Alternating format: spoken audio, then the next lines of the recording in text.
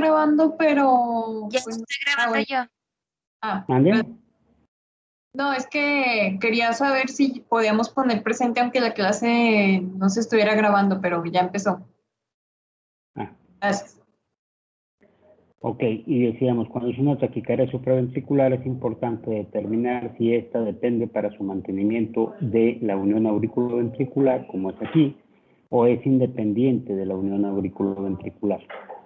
Las principales arritmias supraventriculares que no dependen de la unión auriculoventricular para su mantenimiento son la fibrilación auricular, el flóter auricular y obviamente la taquicardia auricular. Esas son las tres a las que más frecuentemente tenemos que hacer el diagnóstico. Por el contrario, las dos que más comúnmente dependen del nodo B para su mantenimiento son la taquicardia por entrada intranodal, que se divide a su vez en común y no común, y la taquicardia por entrada auriculoventricular, que es aquella en donde participa una vía accesoria de conducción. Para fines prácticos, cuando nos referimos a una taquicardia como paroxística supraventricular, las tres principales a las que estamos refiriendo son la reentrada intranodal, que es la más común, la reentrada B por accesorio, que es la que le sigue, y la menos común, la taquicardia auricular. En cuanto a las taquiarritmias ventriculares, de QRS ancho, las taquiarritmias de QRS ancho, el 90% tienen su origen a nivel ventricular. El 10% restante puede tratarse de alguna arritmia supraventricular con conducción aberrante o por la presencia de un bloqueo de rama previo, etcétera, etcétera. Ya habíamos dicho, bueno, que normalmente la única vía de paso del impulso de aurícula-ventrículo lo constituye el nodo AB y el haz de His, que luego se divide en dos ramas principales, una rama izquierda y una rama derecha. Y decíamos que el nodo AB está localizado en el triángulo de Koch, que está formado por el anillo septal o la valva septal de la tricúspide, el óstum del seno coronario y el tendón de Todaro. Y habitualmente el haz de His se encuentra acá en el vértice superior de este triángulo. Para hablar en relación a la taquicardia por entrada intranodal, bueno, también decíamos que la gran mayoría, si no es que todos los individuos, tienen una división longitudinal en el nodo auriculoventricular con dos vías con diferentes propiedades electrofisiológicas, una vía de conducción rápida pero con periodo refractario lento, y una vía de conducción lenta con un periodo refractario rápido. Ambas vías tienen un extremo superior y un extremo inferior que es común a ellas. En condiciones normales, el impulso desciende de aurícula a ventrículo por la vía rápida. Si de pronto hubo un descenso de un impulso por la vía rápida, despolariza esta vía y aparece un extrasístole auricular, llega aquí y encuentra a la vía todavía en periodo refractario, entonces ¿qué pasa? Hace un salto de onda. Se brinca el impulso de acá, de la vía rápida a la vía lenta. La vía lenta, como su nombre lo dice, tiene una capacidad de conducción muy lenta, de tal modo que cuando llega a este punto donde se unen, ya le dio tiempo suficiente a esta vía para recuperarse. Y entonces parte del estímulo baja hacia el nodo B y parte del estímulo se regresa hacia el nodo B. Si al llegar aquí, esta vía ya recuperó o ya salió del periodo refractario, entonces el impulso regresa acá y se genera la famosa taquicardia por entrada intranodal. Si cuando llega aquí por el contrario todavía encuentra la vía en periodo refractario, entonces aquí se extingue todo y lo único que me va a dar una cosa que nos conocemos como eco auricular. Entonces vean un ejemplo precisamente de un eco auricular. Aparentemente, si vemos el electrocardiograma en forma superficial, pensaríamos que se trata de un bloqueo de segundo grado de Hippomovitz 1, fenómeno de Wenckebach.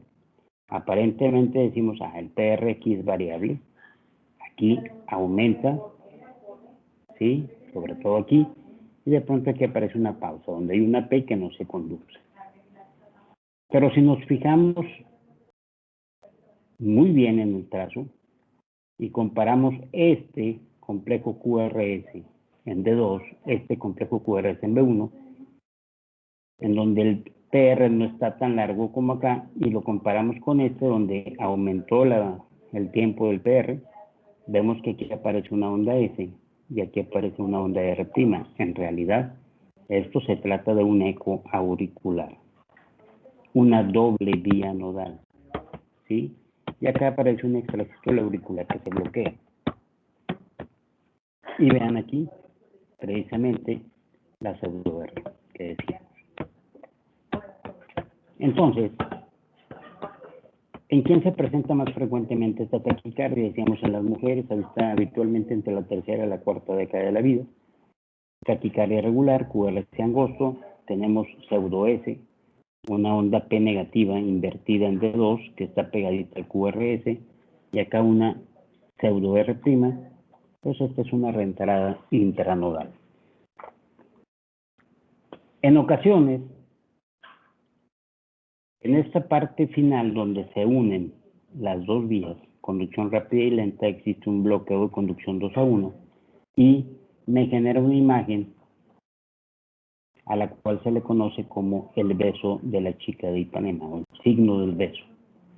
Porque si nos fijamos, esta imagen se parece mucho al labio superior de una chica, y esto nos recuerda, por un lado, nos permite hacer el diagnóstico de una reentrada intranodal, pero por otro lado, nos recuerda que esta arritmia es más común en la mujer. Vean el previo del libro y de un electro que nos mandan de una chica que llegó a urgencias, y vean el signo del beso claro.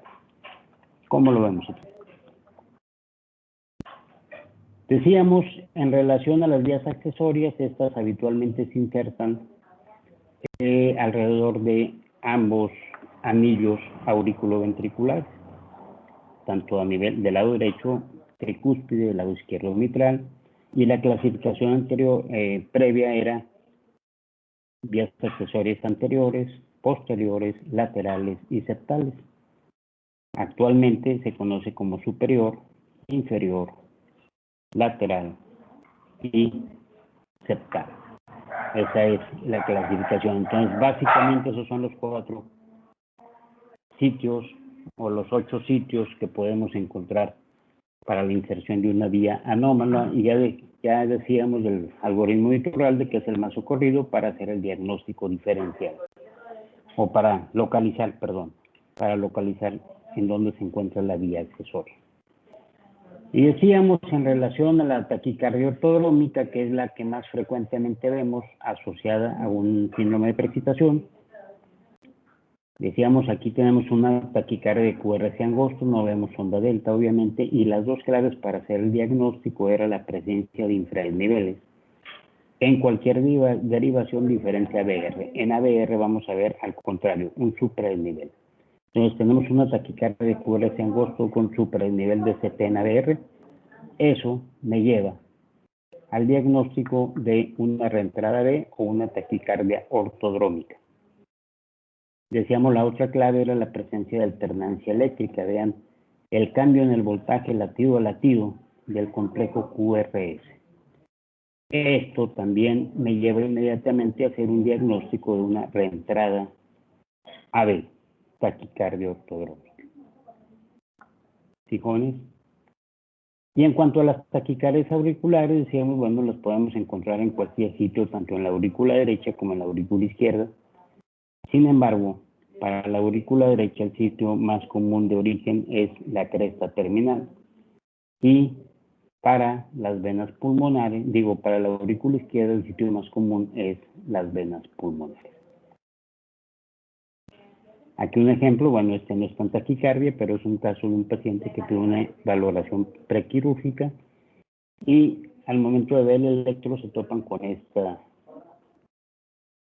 imagen, ondas P negativas en cara inferior y además en todas las derivaciones precordiales. Entonces se trata de un ritmo que se origina a nivel de la parte baja y anterior del anillo tricúspide, como lo vemos aquí. ¿Sí? Y la última de las taquicardias, bueno, La taquicardia auricular, decíamos, una clave para hacer el diagnóstico es que vamos a buscar la onda P y la onda P se encuentra montada sobre la onda T precedente. Vean aquí cómo esta P se encuentra montada sobre la onda T precedente y le da una imagen como si estuviera una onda T mellada. Esto es una taquicardia auricular. Decíamos en cuanto a las causas de taquicardia de complejo ancho, el 90% se debe a una taquicardia ventricular, que puede ser de origen focal o por macroentrada. Puede ser una taquicardia supraventricular con condición aberrante por la presencia de un bloqueo funcional dependiente de frecuencia o por la presencia de un bloqueo preexistente. También puede ser una taquicardia supraventricular preexcitada, como en el caso de la taquicardia por entrada AV antidrómica. Puede ser por efecto de fármacos, por anormalidades electrolíticas o bien arritmias generadas por marcapasos. Pero, repito, en el 90% de los casos el origen es este. Entonces, ya decíamos cómo englobar las diferentes taquicardias, cómo las clasificamos. Aquí nada, vamos a poner rápidamente esto. Este cuadrito me gusta mucho porque aquí básicamente englobamos todos los criterios, o la gran mayoría de los criterios para hacer el diagnóstico de una taquiventre. Vamos a ver la relación auriculoventricular, es decir, si tenemos disociación auriculoventricular, una relación ventrículo-aurícula mayor a 1, una relación de QRS contra ondas P mayor a 1, la presencia de fusiones y capturas, todo esto va a favor de taquiventre. En las derivaciones precordiales, la ausencia de complejos RS, es decir, una concordancia positiva o negativa, o bien si existe este complejo RS, un intervalo de la R al nadir de la S mayor a 100 milisegundos, también va a favor de una taquiventre. De acuerdo a su morfología, si la morfología es de tipo bloqueo de rama derecha, decíamos una duración mayor a 140 milisegundos, la presencia de onda R monofásica, onda R mellada con una R inicial mayor que la R', o bien un complejo de tipo QR, en B1 y en B6 una relación RS menor a 1 o un complejo QS, todo esto va a favor de taquiventre. Si la imagen es de morfología de bloqueo rama izquierda, entonces aquí ya la duración tendrá que ser mayor a 160 milisegundos. La presencia de una onda R ancha de más de 40 milisegundos, una distancia de la R al nadir de la S mayor a 60 milisegundos y melladuras en el descenso de la S con ondas en B1, con ondas Q en B6, también todo esto va a favor de una taquiventre.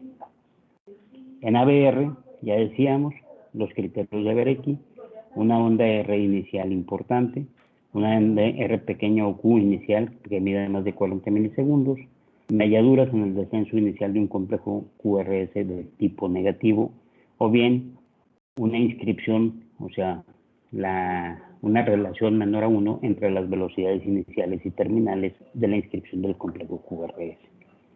Todo ello a favor de taquicardia ventricular. ¿Sí? Y finalmente, en caso de que en ritmo sinusal hay un bloqueo de rama, entonces la presencia de un bloqueo de rama contralateral,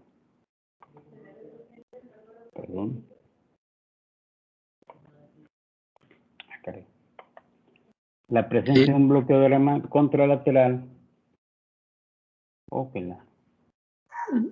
le puede dar en escape en las teclas del teclado.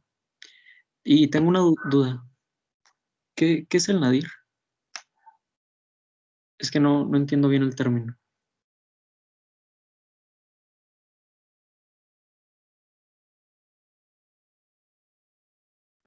El nadir es la parte más profunda de la S, donde termina la S. Ok, gracias. Sí, entonces decíamos que hay un bloqueo de rama en ritmo sinusal, la presencia de un bloqueo de rama contralateral durante la taquicardia, o bien un QRS más angosto durante la taquicardia, todo esto a favor de una taquiventre. ¿Ok, jóvenes? Sí, doc. Y esto, el patrón en W, el complejo QRS en B1, o bien un eje eléctrico en dirección noroeste, en la tierra de nadie o el signo de la Dios. Estos ya los habíamos visto el día de ayer. Entonces, simple y sencillamente, bueno, opciones de tratamiento, un paciente que está con falla cardíaca, que me está haciendo arritmias y que aparte está en una clase funcional 3 o 4 con una fracción de expulsión muy deprimida. Entonces, ¿qué hacemos? Pues ponemos dispositivos parecidos a los marcapasos, pero que tienen no solamente la capacidad de estimular, sino también la capacidad de detectar taquicardias y eliminarlas. Este es el desfibrilador. Pero aparte, colocamos un tercer electrodo a través del seno coronario para estimular el ventrículo izquierdo y hacer una resincronización. Entonces aquí, un ejemplo de un paciente al que se le puso un desfibrilador con resincronización. ¿Sí? De las taquiventris decíamos, bueno, el 80% de las taquicardias idiopáticas vienen del tracto de salida. La localización más frecuente es en los tractos de salida derecho o izquierdo, pero también puede venir de otro lado. Entonces aquí un esquema más o menos de cómo hacer el diagnóstico de la localización. Entonces decíamos ayer, bueno, para hablar de taquis del tracto de salida del ventrículo derecho es un QRS menor a 140 milisegundos, un platón de bloqueo de rama izquierda avanzado, un eje del QRS hacia abajo y una transición tardía, un cambio de negatividad a positividad entre B3 y B4. Si la localización está en la cara lateral del tracto de salida, entonces se da más allá de B4. Si es a nivel septal, está entre B3 y B4. Este ya lo hemos visto ayer y vean, este es un ejemplo de una niñita de 13 años que hacía frecuentes carreras de taquicardia. Entonces solicita por parte de urgencia la valoración y cuando se manda la valoración, pues lo único que mandan es este electrocardiograma. Y en este electrocardiograma únicamente lo que vemos es exclusivamente extrasístoles. Por las características del complejo QRS, obviamente decimos, son extrasístoles ventriculares, QRS anchos, con imagen de bloqueo de rama izquierda avanzado, etcétera, etcétera. ¿Sí? Y resulta que, ok, tengo una imagen de bloqueo de rama izquierda, el eje está hacia abajo, ¿sí? Y si nos fijamos, la transición de negatividad a positividad la vemos hasta B4. Entonces, cumple con los criterios para decir que el foco de estas extrasístoles proviene del tracto de salida del ventrículo derecho. Entonces, la conclusión es que las taquicardias y las carreras que hacía se debían a una taquicardia del tracto de salida del ventrículo derecho. Decíamos ayer, estas arritmias dependen de o sea, son sensibles a adenosina, porque en su mecanismo de producción está un exceso de AMP cíclico, entonces hay que bloquear el efecto del AMP cíclico. Pero obviamente con 13 años, pues lo ideal, no la vamos a tener toda la vida dándole fármacos, entonces lo ideal es llevarla a una sala de electrofisiología y hacerle una ablación. Aquí obviamente no es de esta niña, este es de otro paciente que también tenía taquicardias del tracto de salida del ventrículo derecho. Entonces se llevó a ablación, pero guiada por un mapeo tridimensional. Este es el catéter de mapeo tridimensional. La característica de este catéter es que tiene múltiples, tiene alrededor de 64 electrodos. Cuando este catéter detecta un estímulo o un latido del paciente, entonces lo que hace es crear una imagen virtual del sitio en donde está colocado el catéter, en este caso el tracto de salida. Ya una vez que se hace esto, se localiza que efectivamente dónde está el origen de la arritmia y lo que se hace es hacer una ablación y con esto ya evitamos el tener al paciente con tratamiento de por vida.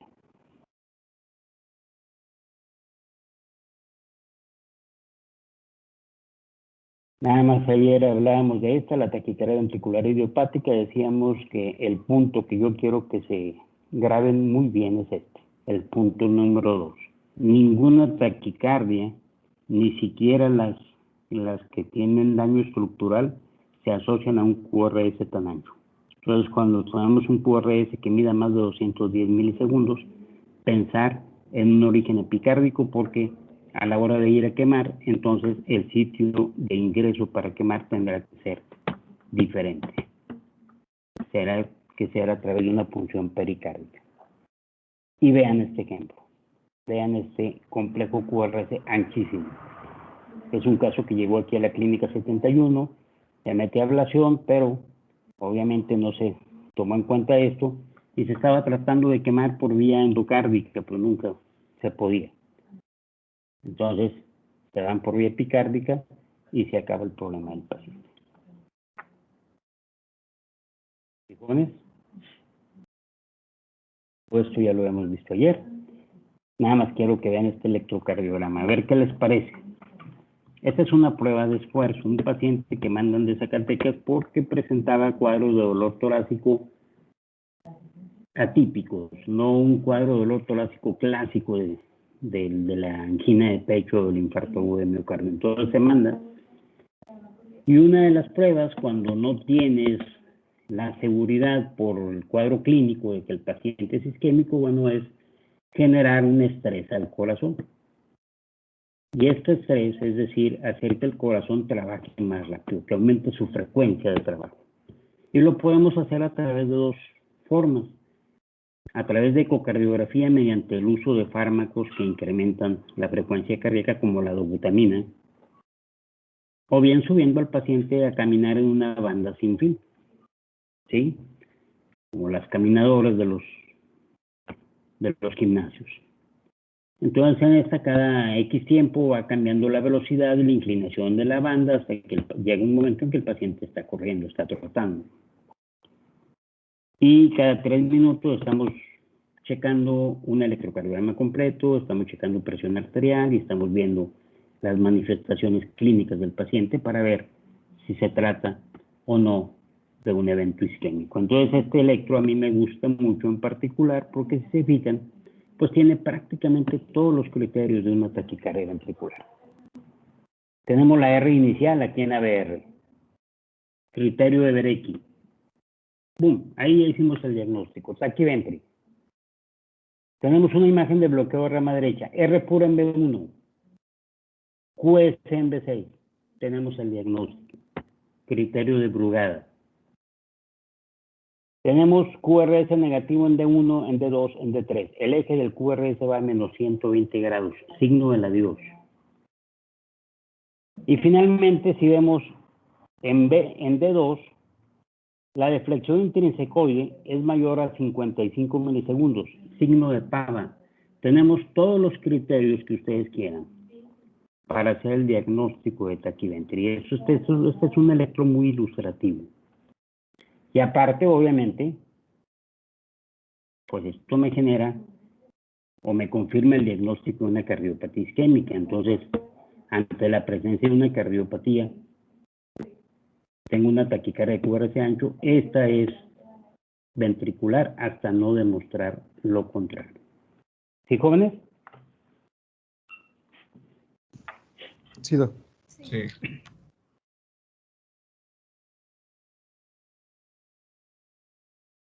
Ok.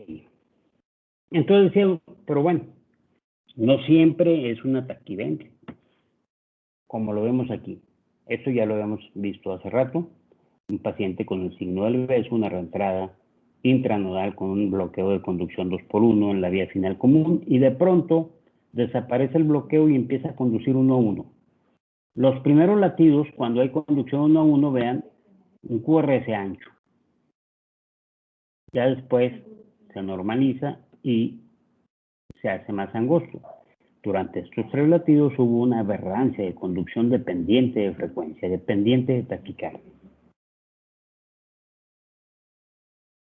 ¿Sí? Aquí otro ejemplo, que nada que ver. Este ya lo voy a ver. ¿Se acuerdan qué diagnóstico es este? Jóvenes.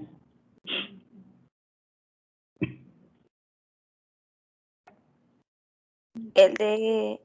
Ay, taquicardia. No. El bloqueo, ¿no? Bloqueo de rama izquierda, sí. No. No es bloqueador a mi izquierda, jóvenes, si hay QRS positivo en B1. En el bloqueador a mi izquierda, el QRS es negativo en B1, es QS. Pero, ¿cuál es el diagnóstico?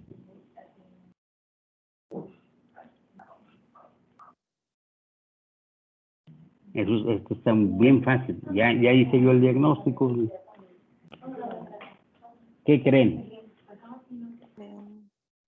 Ayer vimos una mnemotecnia. El de... Ay. Dígalo, doctora, no, sin miedo. No, mande.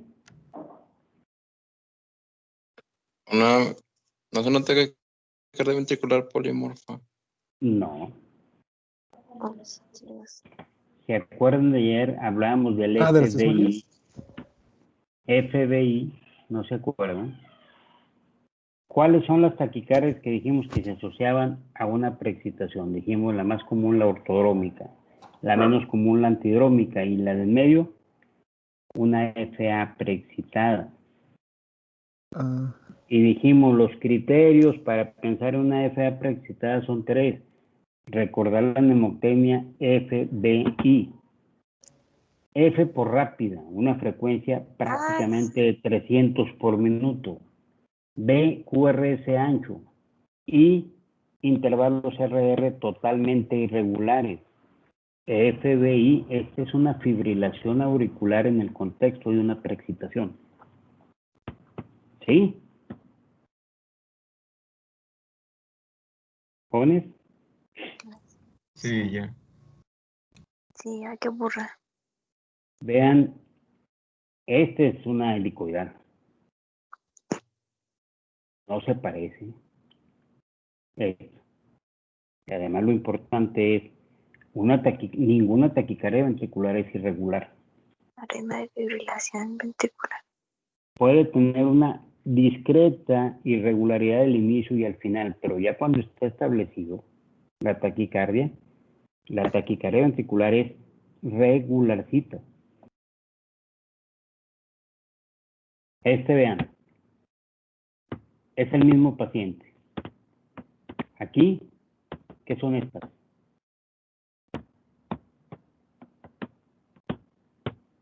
¿Ondas P? Pero en lugar de ondas P, ¿cómo se le llama? F. Ondas F. Este es un flóter auricular. Y de pronto se le da tratamiento con propafenona para tratar de revertir el ritmo sinusal. ¿Y qué pasó? Paz. De conducir aquí 3-4-1, acá se hace una conducción 1-1. Y entonces el QRS se ensancha y aparece, obviamente el paciente empieza con trastornos hemodinámicos, etcétera, etcétera. Recuerden que cuando demos tratamientos para revertir un ritmo, como el flóter o la fibrilación a ritmo sinusal, siempre tendremos que acompañar el antiarrítmico con fármacos que enlentezcan la conducción a nivel del nodo AB, llámese digoxina, llámese beta-bloqueador o llámese calcio antagonista. ¿Sí? Porque cuando disminuimos, antes de revertir al paciente a ritmo sinusal, disminuimos la frecuencia de conducción a nivel auricular, la frecuencia de disparo del flóter, y si acá estaba a 300 por minuto, disminuimos a 200 y esto ya hace que pueda conducir 1-1. ¿Sí?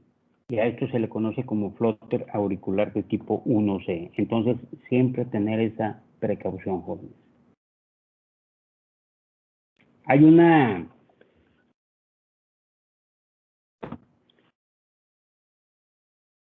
un concepto importante en electrofisiología que es el fenómeno o el concepto del pajar. Esto dice que cuando nosotros andamos buscando una aguja en un pajar, pues lo ideal es que el pajar sea chiquito, lo más chiquito posible.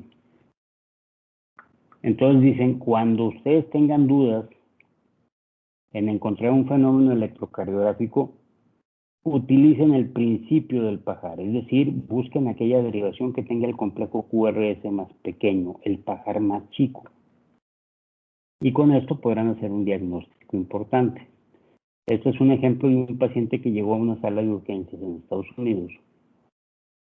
Los médicos allá vieron este trazo y dijeron, es una taquicardia ventricular. Y empezaron a dar manejo para la taquicardia ventricular y el paciente no respondía, y al final falleció. Pero resulta que al ver a BR, que era el pajar más chico, se hacían evidentes, como están aquí en las flechas, las espigas de un marcapaso que disfuncionó y empezó y se aceleró en su frecuencia de disparo. Entonces el marcapaso, se le conoce a esta disfunción como marcapaso corredor. El marcapaso estaba estimulando a 440 por minuto. Y repito, como los médicos no utilizaron el principio del pajar, consideraron que era un taquiventri, el paciente fallece. Cuando se utilizan el principio del pajar, dicen, es un marcapaso disfuncional, bueno, pues vamos a... En un momento dado abrimos y si no tenemos un tornillo para desatornillar los cables, pues cortamos los cables y se acabó. Y con eso es suficiente para corregir el problema. Aquí una doble taquicardia, una taquicardia auricular que después hace taquiventri. Y decíamos, bueno, el último tipo de arritmias ventriculares son las relacionadas a canalopatías. Ya sabemos que los canales iónicos son proteínas que atraviesan la membrana celular y que regulan el paso de iones a través de ella.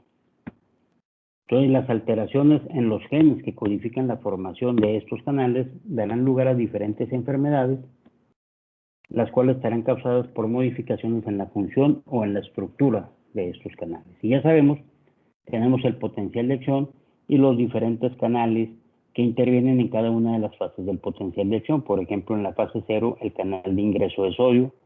En la fase 1, sobre todo, el canal ITO, o corriente transitoria de salida de potasio. En la fase 2, intervienen básicamente dos canales, preponderantemente el canal de ingreso de calcio, los canales tipo L, y en forma menos importante, una corriente tardía, de inactivación tardía de sodio. En la fase 3, salida de potasio a través de canales IKS, IKR, etc. Y en la fase 4 interviene canal de potasio IK1, que es del que depende el potencial de reposo transmembrana. Y cada uno de estos, la alteración de cada uno de estos canales me va a dar origen a diferentes patologías. Por ejemplo, cuando se cierra tempranamente el canal de ingreso de sodio y se mantiene activo el canal de salida de potasio, entonces se va a originar el síndrome de Brugada. Estos canales son dependientes de concentraciones hormonales de testosterona y son más comunes en el epicardio que en el endocardio del tracto de salida del ventrículo derecho, y a estas derivaciones las exploran, a esta región la exploran las derivaciones B1, B2, B3, por eso los cambios eléctricos se dan en esas derivaciones B1, B2, B3, y por eso es más común en los hombres, por la cuestión de la testosterona. ¿Sí? Problemas de calcio, pues básicamente me da origen a lo que es la taquicardia catecolaminérgica ventricular, problemas en la corriente tardía de sodio, al síndrome de QT largo tipo 3, IKS síndrome de QT largo tipo 1, IKR al síndrome de QT largo tipo 2. Entonces ya decíamos, bueno, electrocardiográficamente el Brugada básicamente se va a manifestar de dos formas. Este patrón, que es el diagnóstico, el patrón tipo 1, que es un patrón que se le llama tipo Cohen, ¿sí? Hay un descenso medio convexo del segmento CT y termina con una onda T, negativa en las derivaciones B1, B2, B3. Y el tipo 2 es una imagen en silla de montar. Si el paciente me hace arritmias y de pronto me encuentro con un patrón en silla de montar, pues no tengo que estar pruebas farmacológicas, dar bloqueadores de canales de sodio para tratar de desenmascarar este patrón, que se parece mucho a la carita de un Bull Terrier inglés. Vean, ¿sí? Este es un síndrome de Brugada sacado de un paciente que nos mandan de la clínica 16. Y bueno, además, ¿cuáles son los criterios diagnósticos del síndrome de Brugada? Bueno, el patrón electrocardiográfico de tipo 1, una elevación de CT igual o mayor a 2 milímetros con pendiente superior tipo COVID en más de una derivación precordial de 1 a B3, y que terminan con una onda T negativa, y este patrón puede presentarse de forma espontánea o tras la provocación con bloqueantes de sodio.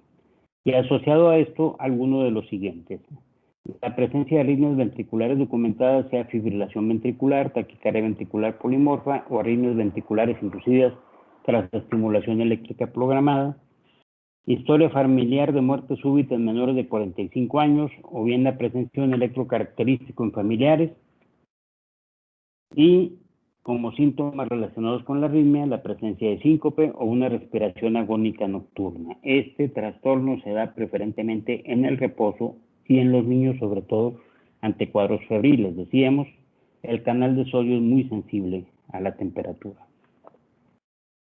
Un manejo, básicamente,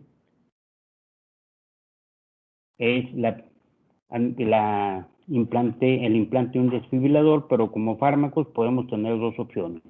Uno es la quinidina y el otro es el isoproterenol. Y ustedes me preguntarán, bueno, ¿por qué la quinidina si se supone que la quinidina es un bloqueante de los canales de sodio y con los bloqueantes de canales de sodio es el más caro el trastorno, sobre todo los canales de sodio tipo 1, disopiramida, procainamida? Y la quinidina también es un bloqueante de canal de sodio tipo 1. Bueno, a diferencia de los otros, la quinidina no solamente bloquea este canal, sino que también bloquea este canal. Por eso quita las arritmias.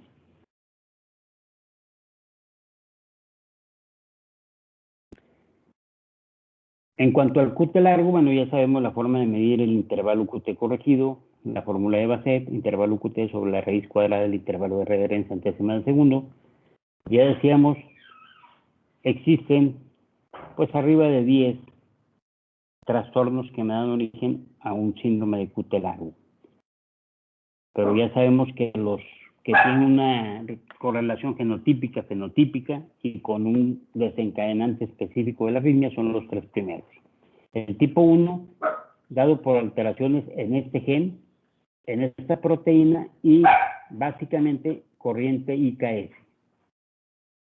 El tipo 2, la mutación en este gen, en esta proteína, y la corriente que se altera es la IKR. Y el tipo 3, decíamos, es este gen, esta es la proteína y básicamente la corriente de ingreso de sodio, sobre todo la corriente tardía. Y ya habíamos visto estos electros, cómo se manifiestan. El tipo 1, básicamente, ondas T de base ancha. El tipo 2, ondas T aplanadas, melladas. Se aparece por ahí una onda U. Y el tipo 3, con una onda T que se inscribe tardíamente. Un segmento ST muy largo, porque la que se afecta principalmente es la corriente de inactivación tardía de sodio. Y bueno, ya habíamos visto también este electro, ¿verdad? De una paciente con síndrome de QT largo tipo 3.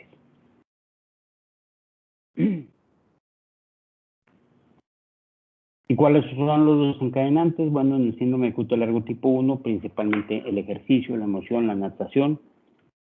En el tipo 2, estímulos auditivos, el puerperio. En el tipo 3, el descanso, el sueño, la fiebre, básicamente. Y Schwartz elaboró estos criterios para diagnosticar el síndrome de QT largo, una serie de criterios a los que le vamos dando un puntaje. Entonces va desde cuánto mide el QT. Si mide 480 o más, le damos 3 puntos, 460, 470, 2 puntos, 450 milisegundos en varones, 1 punto. Si hay antecedente de un ataque helicoidal, 2 puntos. Hay alternancia de la onda T, 1 punto. Hay ondas T indentadas en al menos 3 derivaciones, 1 punto. Una frecuencia baja para la edad, 0.5 puntos. En cuanto a la historia clínica, la presencia de síncope con estrés, 2 puntos. Sin estrés, 1 punto. Si hay sordera congénita, le damos medio punto. Y en cuanto a los antecedentes familiares, si hay algún familiar con el diagnóstico de síndrome de QT largo congénito, o bien si hay una muerte súbita en familiares directos menores de 30 años. Si de acuerdo a esto, de acuerdo a la suma de puntos, si tiene 1 punto o menos, es baja la probabilidad diagnóstica. Si tiene 2 a 3 puntos, es una probabilidad intermedia. Y finalmente, si tiene 4 o más puntos, es una alta probabilidad. La displasia ritmogénica, bueno, es otro trastorno importante. Es principalmente una enfermedad de la unión celular de los cardiocitos a nivel de los desmosomas. Todas las alteraciones desmosómicas resultantes producen separación y muerte de los cardiocitos, particularmente en el contexto de estrés mecánico. Por eso este problema se da sobre todo en deportistas. Yo creo que todo el mundo hemos visto por ahí en la televisión que nos enseñan la imagen de un jugador que andaba ahí en España, en Italia, jugando y de pronto cayó al césped muerto. Entonces, seguramente tendría una displasia ritmogénica, le diría.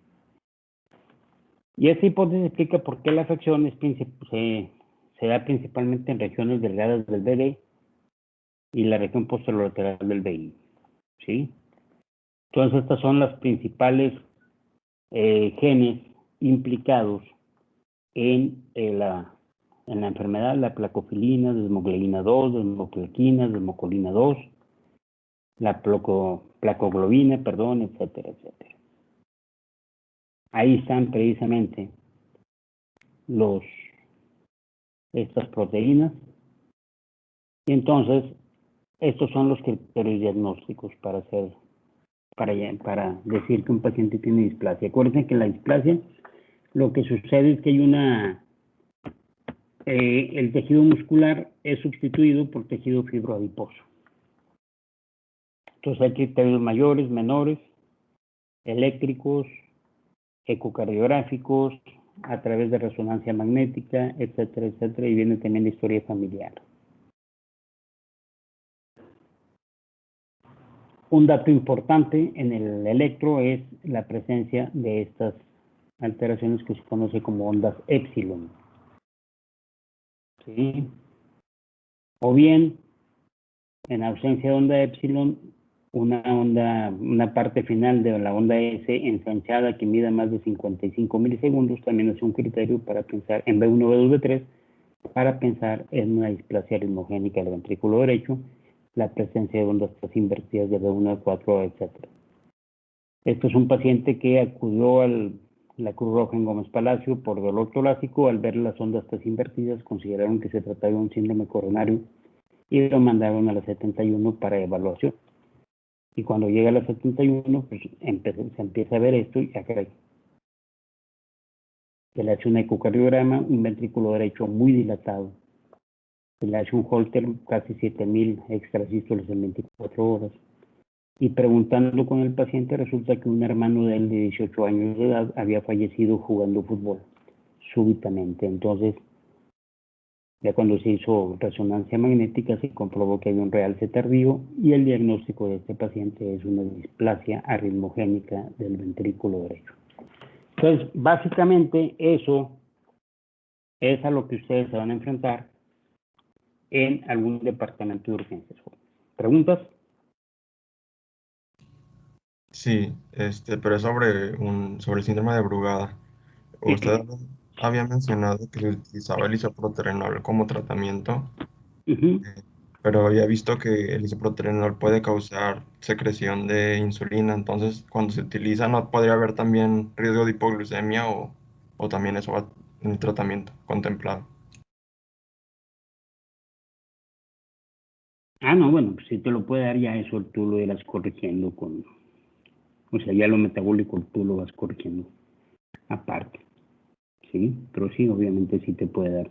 Pero realmente es muy raro, ¿eh? Es muy raro. Yo no he manejado mucho el isoproterenol, pero en los pocos pacientes que los manejé, ninguno me hizo hipoglucemia, realmente. Ok, gracias, doctor. Ok. ¿Qué más, jóvenes?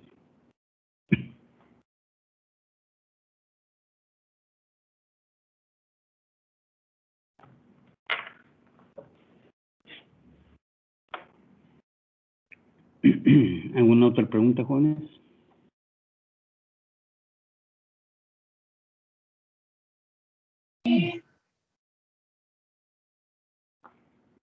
No, doctor. ¿No? Bueno, y bueno, nada más estas diapositivas para enseñar mis dos amores. Mi alma mater en medicina interna y obviamente el otro que ya conocían de cardiología. Entonces, si no hay ninguna pregunta, jóvenes, nos vemos mañana. Para mañana terminamos, primero Dios, con esto. Vemos un poquito de lo que es marcapasos. ¿Sí? Muy bien, doctor. Muy bien, jóvenes, gracias. Buenas tardes. Hasta Hasta mañana. mañana. Si Dios quiere. Qué bonito. Hasta mañana, doctor. Gracias. Gracias.